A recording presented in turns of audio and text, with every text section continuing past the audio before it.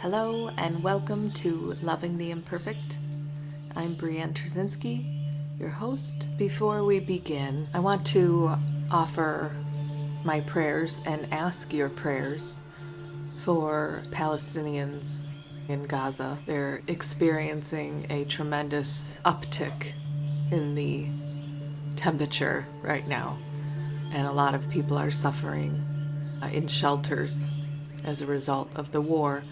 And so I ask your prayers for them, and I ask your prayers for Palestinians and Jews all over the world suffering because of this conflict. And since this episode is about Sufism and Rumi and other Sufi teachers who practice Islam, I want to remind everybody that Allah, the Muslim God, the Christian God, and the Jewish God are all the same God. They are the same. Maybe that's not the case for some people, but that is the case from a mystical perspective of God. Okay, today we are covering Psalm 73. It is a psalm of Asaph, who I don't think we have met yet. Asaph was a leader of one of the temple choirs. When I read this psalm of Asaph, notice how much it resembles the voice of doubt in ourselves when we scroll through social media or watch celebrities on TV. And keep that in mind as I read through this. You'll notice behind me my dog is snoring. He's sleeping next to me, so you might hear some breathing in the background. This shows up on a lot of my recordings, so I apologize if it bothers you, but he is a Velcro dog. He's like a greyhound mix, so he never really leaves my side. So he's just always here sleeping. Okay, a reading from Psalm 73. Surely God is good to Israel, to those who are pure in heart. But as for me, my feet had almost slipped. I had nearly lost my foothold, for I envied the arrogant when I saw the prosperity of the wicked. They have no struggles. Their bodies are healthy and strong. They are free from common human burdens.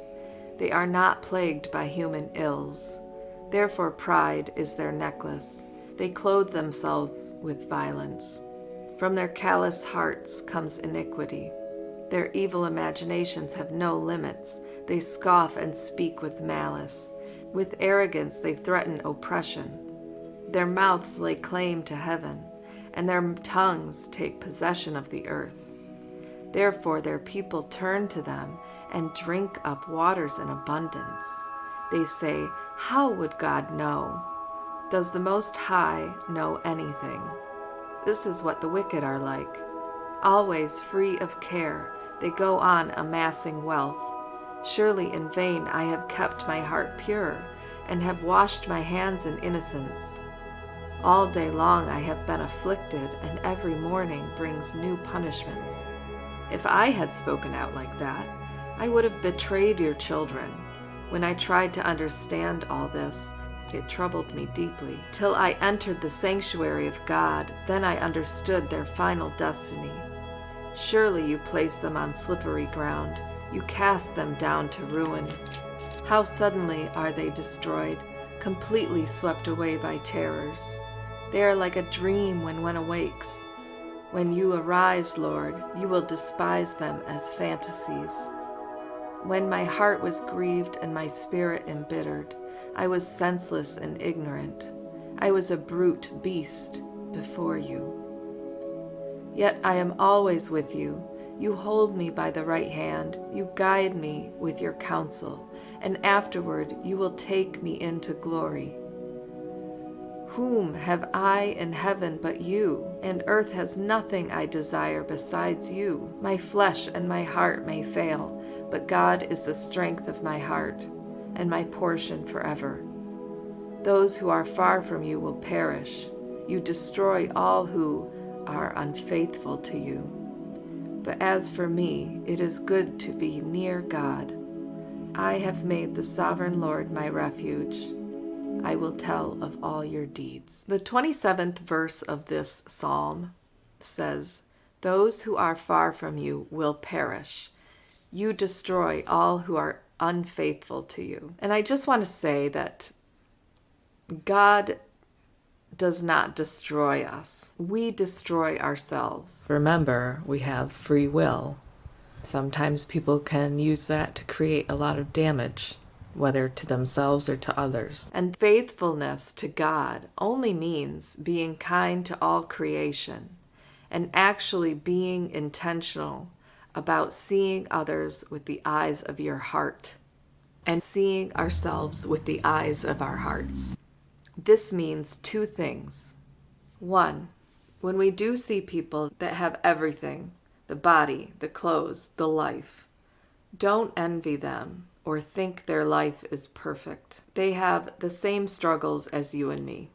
Most of us know this already. Suffering and joy are relative, meaning if I was explaining to you my sorrow, you would not be able to say, "My sorrow is greater than yours." And joy is the same.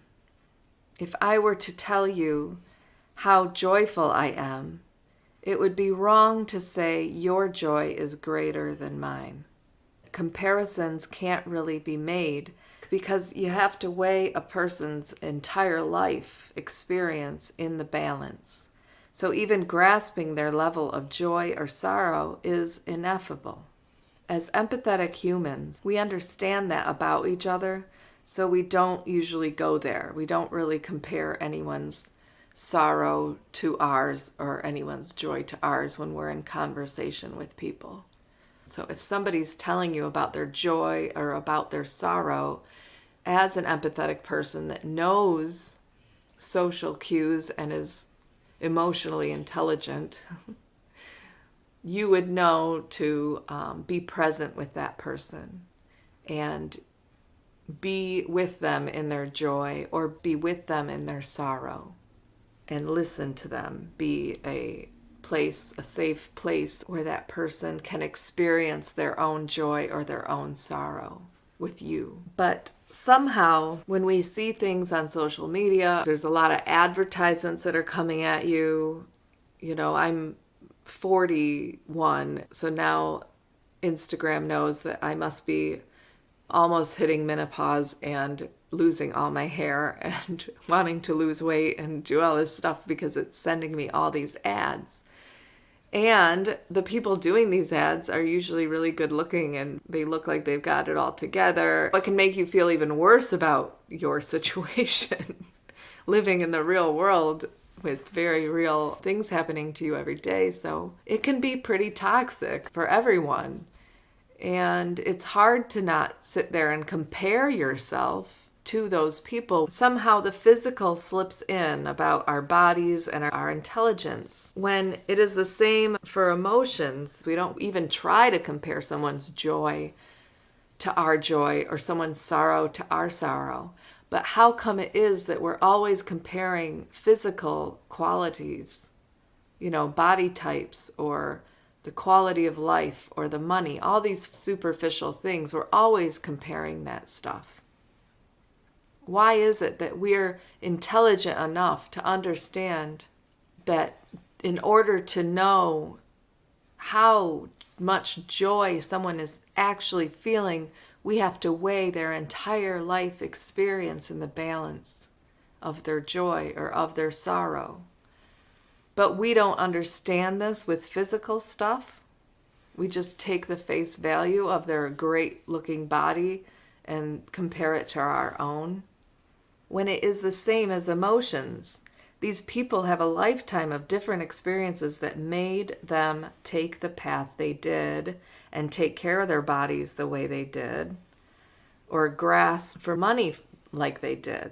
And for all we know, these qualities of these people that look seemingly attractive might come from a very dark place within them. It might come from childhood trauma that they're trying to make up for, trying to heal themselves somehow. And it could be the very thing that enslaves them. I mentioned that in my last episode about the Red Sea, that we should free ourselves from anything that enslaves us.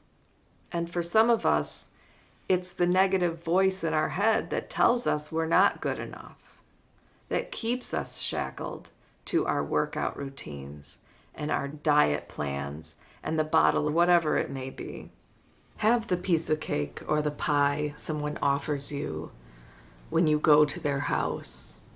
I used to deny dessert. I was always watching my calories. I would never take the dessert. And, I think that if we're at somebody's house and somebody is offering their hospitality to us in any way that they can, I think it's important for us as guests and empathetic, beautiful human beings that we should accept the hospitality, eat the dessert, eat the food. We just need to relax a bit. You are beautiful just as you are. And working out is good in moderation. Eating healthy is good in moderation. Whatever you are incorporating into your life is good in moderation. Even spirituality. I had a friend of mine, she's an iconographer. I was visiting her once and we always talk about spirituality, and she said that too much of it can give you indigestion.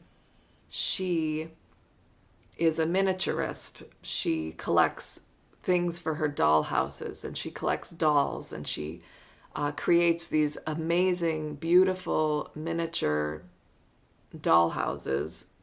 And she has one that's huge, and every room is just immaculate.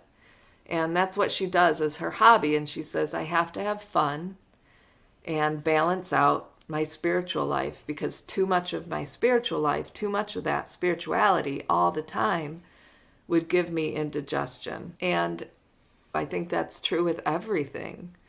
I've felt that way before too, because you have to stay grounded in the world. I do centering prayer every day. At least I try to. Some days I don't get to it. And then reading a lot of spiritual work and doing these podcasts. So I'm writing a lot of spiritual work. Too much of that can get to be too much. And so to supplement that, I have to go have fun doing something else. And it keeps me balanced and keeps me in the world, not really a part of the world, but just living in the world. I have my ear to the ground of what's going on as far as events, and sometimes just listening to the news, like NPR or whatever, will help me balance out all the spiritual stuff. In this psalm, we have someone embittered. The psalmist, Asaph, is embittered by the success of people who produce evil in the world. And he says basically, what is the point of living a righteous life when I am punished and others, the quote-unquote wicked people, live great and have all the power? But then he says, I ventured into the house of God and remembered God, and I was sorry for allowing my heart to be embittered. I want nothing but you, he says. My flesh and my heart may fail, but God is the strength of my heart and my portion forever. So the second half of this psalm, before it talks about destroying wicked people, it reminds me a lot of Rumi's poems. Those of you familiar with Rumi will know that he was a Sufi mystic from Persia, which is now Iran. He lived in the 13th century, and his poetry spoke of union with the divine. Rumi wrote amazing poetry. It's just beautiful, beautiful poetry. Hafiz, which you might have heard of him too, he was also a Sufi mystic. He lived about a century after Rumi. And his poetry is similar, but it's a little bit different. It's a little bit more edgy, I would say. I will put links to some books that I would recommend by both of those poets in the info for this podcast. It's said that when Rumi would compose his poems, he would spin around, and Sufis do this because that is everything in the universe. The atom spins around, The earth spins around the sun. The moon spins around the earth. Everything is spinning. And so Rumi had this sort of divine inspiration that if he would spin around, he would be able to get in touch with the divine. And in Sufism, the divine is the beloved. You are in love with the divine, and the beloved wants a relationship with you, and you want a relationship with the beloved. And it's all about creating that union.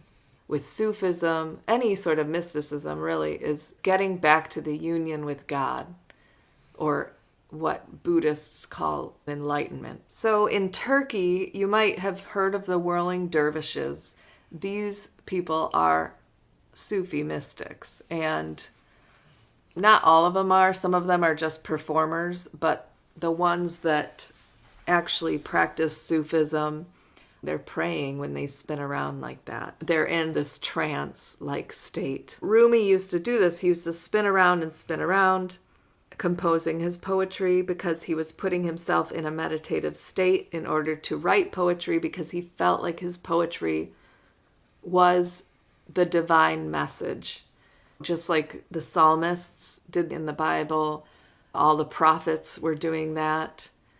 They might not have spun around when they were doing it, but they were in a meditative state.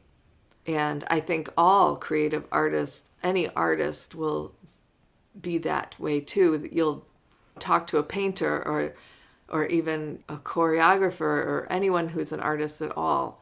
They're in a meditative state when they come up with their ideas or in the midst of painting or creating. And iconographers also are in a meditative state, and they call it writing. You're writing the icon. So you're getting a message from God, and you're painting the image, whatever image that God is giving to you. Every brushstroke is a message from God. Every brushstroke is the voice of the divine painting and writing the icon or the painting. And it was the same for Rumi and his poems. Belonging to a Sufi order can happen whether a Muslim is Sunni or Shia. And a common practice of Sufism is whirling, like the whirling dervishes in Turkey. They are common there, and though Sufism is a brotherhood, there are women now who are whirling dervishes that are welcomed into these orders. Not all the orders, but some of the orders do now accept women as whirling dervishes. Sufi practices are forbidden in Turkey. They're allowed to dance for tourists, but they are not allowed to speak about their practices. Basically evangelize is what I would say. So they're not allowed to do that. But Sufism is really beautiful. There's a wonderful book by Llewellyn Vaughan-Lee, who's a Sufi master, and it's called Sufism, the Transformation of the Heart. And I'll mention this in the notes too for this episode. He says in his introduction, Sufism is a mystical path of love in which God or truth is experienced as the beloved. The inner relationship of the lover and beloved is the core of the Sufi path. Through love, the seeker is taken to God. The mystic seeks to realize truth in this life, and God reveals himself within the hearts of those who love him.